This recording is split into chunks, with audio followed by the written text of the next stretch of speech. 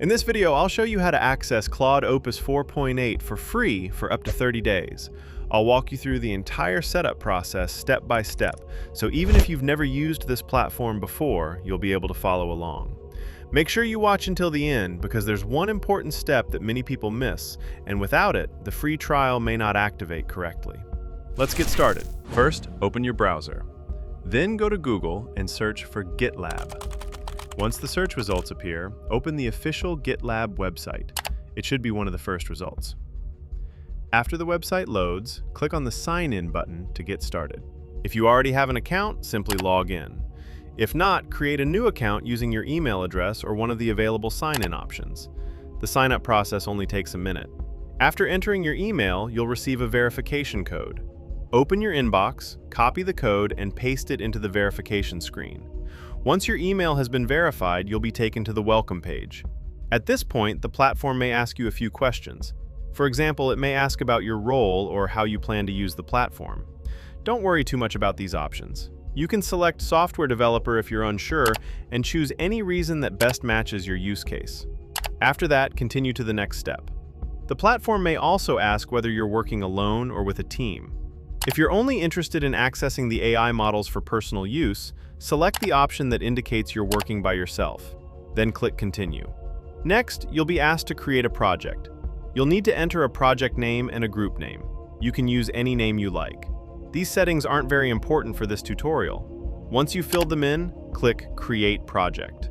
Now you'll arrive at the main dashboard. This is where things start getting interesting. Take a look around the interface. You should see various options and tools available inside the platform. What we're looking for is the free trial option. If you see a button that says Start Free Trial, click on it. This is the step that unlocks access to many of the premium AI models available on the platform. You may be asked to fill out a short form. For the company name, you can usually enter your own name if you don't represent a company. Select your country from the list. If a phone number is optional, you can leave it blank. Complete the form and continue. After the free trial is activated, go back to the main interface. Now look for the model selector. Depending on updates to the platform, the location may vary slightly, but it is usually easy to find. Click on it. You'll now see a list of available AI models. Scroll through the list carefully. There are quite a few models available. Keep scrolling until you find Claude Opus 4.8. And there it is, Claude Opus 4 by Anthropic. Go ahead and select it. Once selected, start a new conversation. Now you can test it with any prompt you want. For example, you could ask it to write code, explain a difficult topic, summarize a document, create a study plan, or help with a project. You'll quickly notice why so many people consider Claude Opus one of the most capable AI models available today. The responses are detailed, well-structured, and highly useful for both students and professionals. Before we finish, there are a few things you should keep in mind. First, free trial offers can change over time. Platforms regularly update their plans, limits, and available models.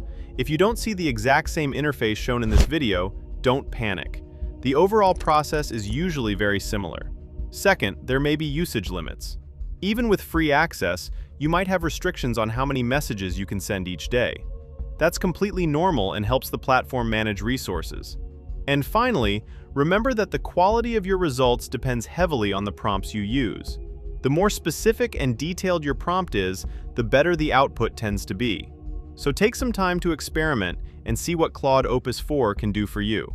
If this video helped you, let me know by commenting Opus below. I'd also love to know what you're planning to use it for: coding, studying, content creation, research, or something else. If you found this tutorial useful, don't forget to like the video and subscribe for more AI tools, tutorials, and productivity tips. Thanks for watching, and I'll see you in the next video.